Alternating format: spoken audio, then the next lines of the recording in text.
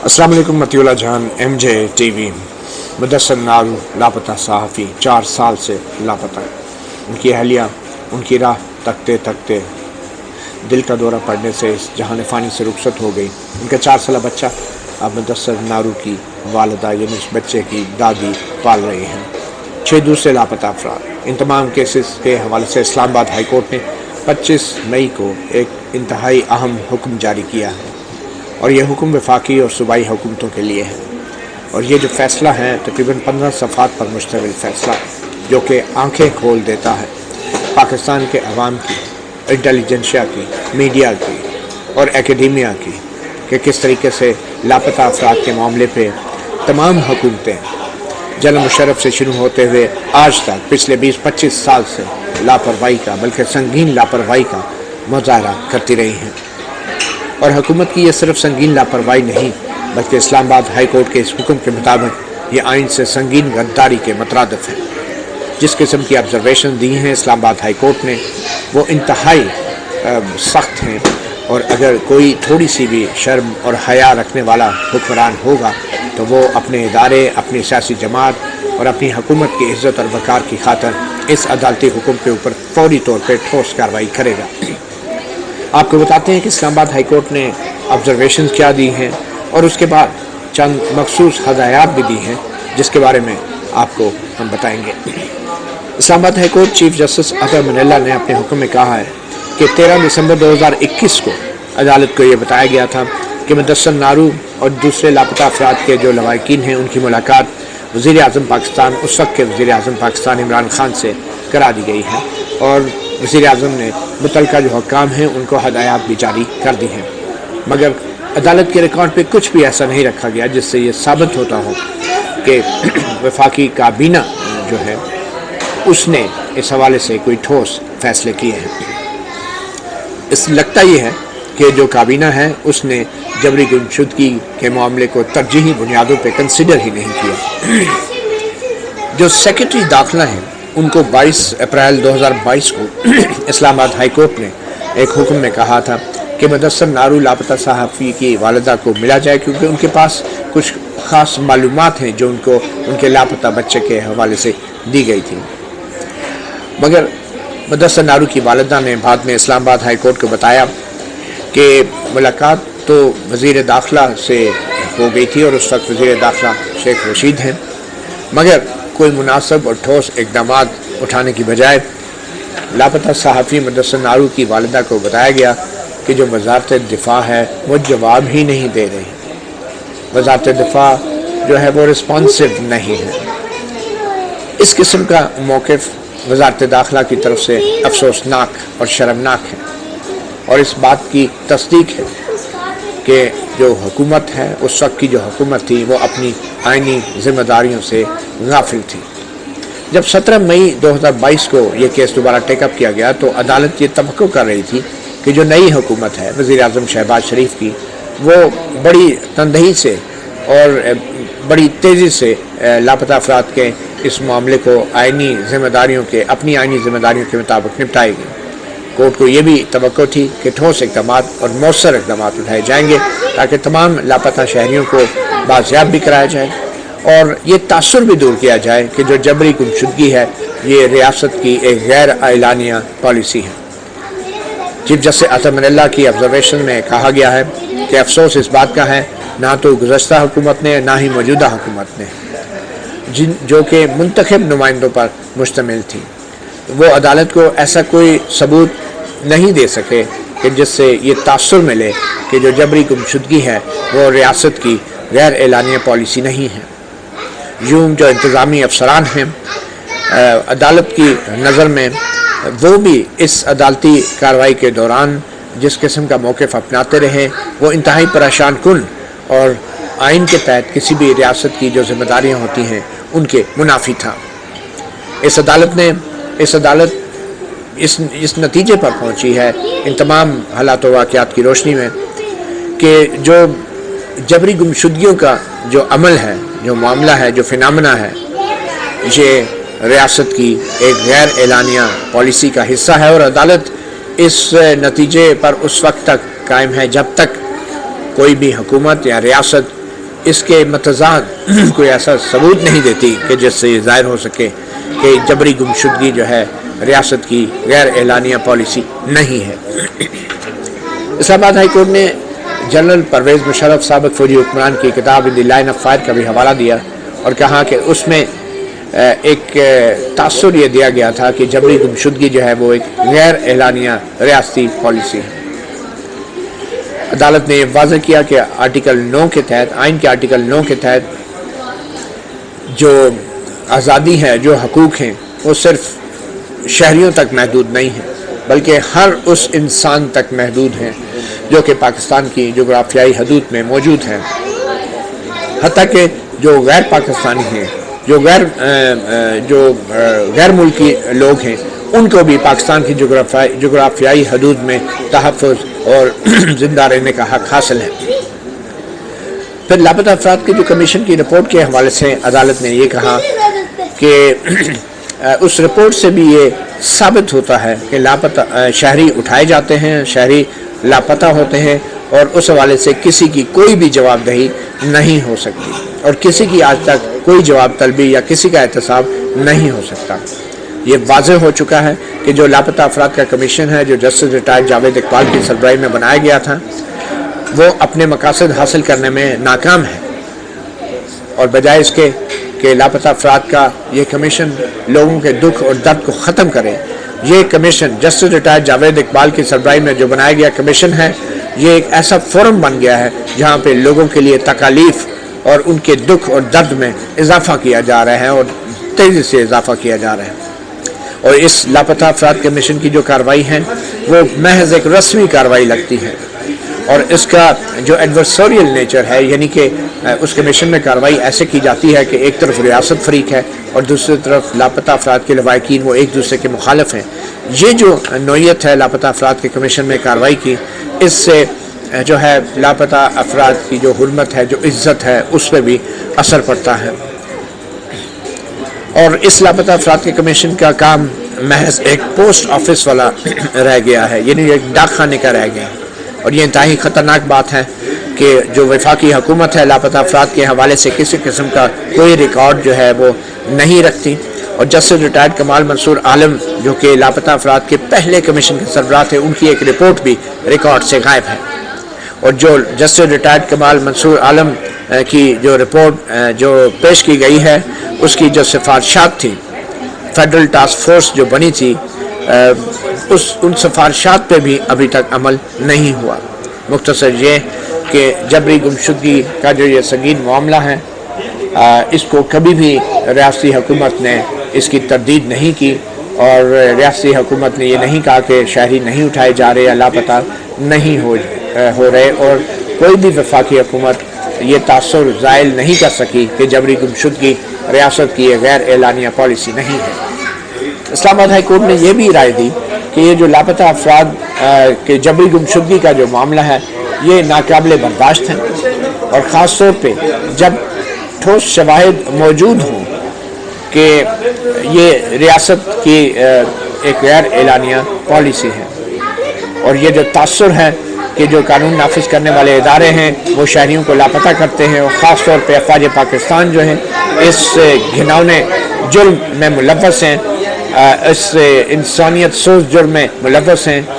یہ مفاد عامہ کی اور ریاستی پالیسی کی سنگین خلاف ورزی ہے۔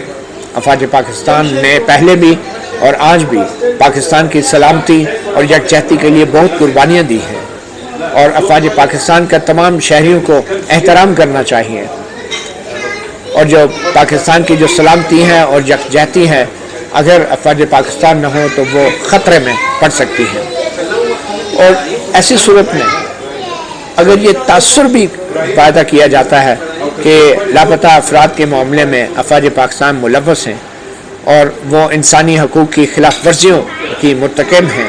اور شہری آزادیوں کی خلاف ورزیوں کی مرتکب ہیں، تو یہ قانون کی بالادستی کے تصور کے منافی ہیں، اور ایسی سوچ سے اور ایسے تاثر سے بھی قومی سلامتی اور قومی یکجہتی کو سنگین خطرہ ہے۔ آئین پاکستان یہ سوچ بھی نہیں سکتا کہ ریاست کے اندر ایک ایسی ریاست ہو سکتی ہے،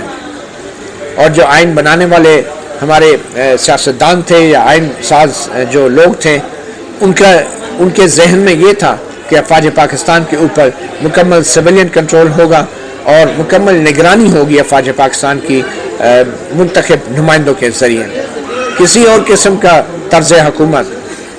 آئین کی پامالی کے مترادف ہوگا اور جو بھی ایسا کام کرے گا وہ آئین کے آرٹیکل 6 کے تحت سنگین غداری کے جرم کا مرتکب ہوگا. چیف جسٹس عطا من اللہ لکھتے ہیں کہ جو جبری گمشدگی کا معاملہ ہے اس کے اندر ناقابل تردید ایسے شواہد نظر آ رہے ہیں کہ جس سے لگتا ہے کہ ریاستی ادارے جو ہیں یہ ان کی غیر اعلانیہ خاموش منظوری سے یہ سب کچھ ہو رہا ہے اور یہ ایک غیر اعلانیہ ریاستی پالیسی ہے اور یہ آئین سے سنگین غداری ہے, یہ آئین کی پامالی ہے. کوئی بھی سربراہ حکومت چاہے وہ وفاق کا ہے یا صوبائی حکومت کا یہ دعویٰ نہیں کر سکتا کہ شہریوں کی جبری گمشدگی کا جو عمل ہے ان کے علم کے بغیر اور ان کی مرضی اور ان کی منشا کے بغیر جاری ہے. کوئی بھی سربراہ حکومت صوبائی یا وفاقی وہ یہ موقف بھی نہیں اپنا سکتے کہ وہ بے بس ہیں, کیونکہ آئین پاکستان کا جو سکیم ہے وہ ان کو بے بسی کی اجازت نہیں دیتا. آئین پاکستان جو ہے وہ جواب دہ بناتا ہے تمام اداروں کو. کوئی بھی یہ بہانہ نہیں ہو سکتا کہ شہریوں کو اغوا کیا جائے مبینہ طور پہ ریاستی اہلکاروں کی طرف سے اور ان کے جو حقوق ہیں خاص طور پہ جو ڈیو پروسیس آف لا ہے, جو قانون کے مطابق سلوک کا ان کا بنیادی حق ہے, وہ ان کو نہ دیا جائے. ان تمام صورتحال کا, ان تمام جرائم کا جو آخری اور حتمی ذمہ دار شخص ہے وہ چیف ایگزیکٹو ریاست کا سربراہ ہوتا ہے, حکومت کا سربراہ ہوتا ہے اور اسی طرح صوبائی حکومتوں کا سربراہ بھی ہوتا ہے. تو ان تمام آبزرویشن کے بعد چیف جسٹس عطا من اللہ نے بہت ٹھوس کچھ اقدامات اور احکامات جاری کیے ہیں. سب سے پہلے چیف جسٹس نے کہا کہ جو وفاقی حکومت ہیں وہ تمام لاپتہ افراد کو آئندہ تاریخ پر عدالت کے سامنے پیش کرے. اس کیس میں مدثر نارو, لاپتہ صحافی اور 6 دوسرے افراد,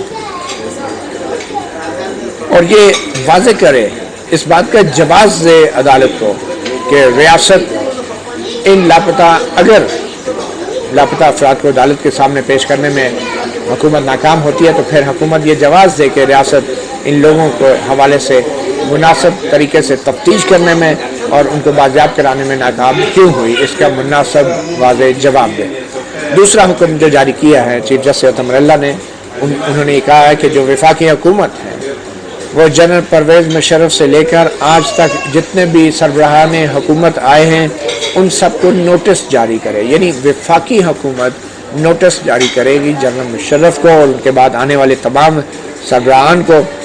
خاص طور پہ جو موجودہ وزیر اعظم ہیں ان کو بھی نوٹس جاری کیا جائے. یعنی وزیر اعظم شہباز شریف کی حکومت وزیر اعظم شہباز شریف کو بھی نوٹس جاری کرے گی. اور یہ تمام سربراہان جو موجودہ اور سابقہ ہیں جنرل مشرف سے لے کے آج تک, وہ ایک حلفیہ بیان دیں گے اور اس میں یہ بتائیں گے کہ کیوں نہ عدالت ان کے خلاف آئین کی پامالی کے جرم میں مقدمہ کرے اور ان کے خلاف کارروائی کرے آئین کی پامالی کے جرم میں. اور خاص طور پہ اس تناظر میں کہ کیا یہ جبری گمشدگی کا معاملہ ان کے دور حکومت میں ریاست کی غیر اعلانیہ پالیسی نہیں تھی. یہ ثابت کریں گے یہ تمام سابق اور موجودہ حکمران کہ یہ ریاست کی غیر اعلانیہ پالیسی نہیں تھی, ادروائز عدالت ان کے خلاف کارروائی کرے گی. اور یہ حلفیہ بیان میں انہوں نے سب کچھ بتانا ہے. اور جو جبری گمشدگی کی غیر اعلانیہ پالیسی ہے اس پالیسی نے قومی سلامتی کو بھی خطرے میں ڈال دیا ہے, اور جو خاص طور پہ قانون نافذ کرنے والے ادارے ہیں ان کے ان تمام معاملات میں ملوث ہونے سے قومی سلامتی خطرے میں پڑ گئی ہے. اور خاص طور پہ افواج پاکستان کے اوپر جو انگلی اٹھ رہی ہے, جو الزام لگ رہا ہے, اس سے قومی سلامتی کو مزید خطرہ ہو رہا ہے. اب یہ ذمہ داری ہر سابق اور موجودہ سربراہ حکومت کے اوپر ہے کہ وہ ایسے تاثر کو اس کی تردید کریں اور ٹھوس شواہد کے ساتھ اس کو رد کریں اور یہ واضح کریں اور یہ بتائیں کہ عدالت کیوں نہ آئین سے سنگین غداری کے جرم میں ان کے خلاف کارروائی کرے. تو یہ حلفیہ بیان میں انہوں نے بتانا ہے موجودہ اور سابق حکمرانوں کو اور جنرل مشرف سے لے کے آج تک جو سربراہان حکومت آئے ہیں جو عدالتی حکم کے مطابق جن کو نوٹس جاری کیا تھا ان کی فہرست آپ کو بتا دیں. جنرل مشرف ہیں یوسف رضا گیلانی وزیر اعظم،